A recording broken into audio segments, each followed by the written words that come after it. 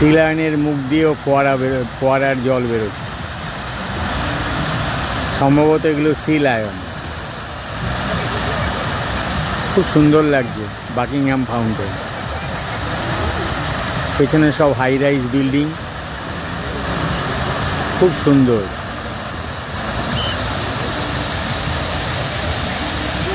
আর এই যে বিল্ডিংটা ওপরে, যার উপরে দুটো টাওয়ার রয়েছে, সম্ভবত মোবাইল টাওয়ার, সেটাই হচ্ছে শিকাগোর ডাউনটাউনের সবচেয়ে উচ্চতম বিল্ডিং।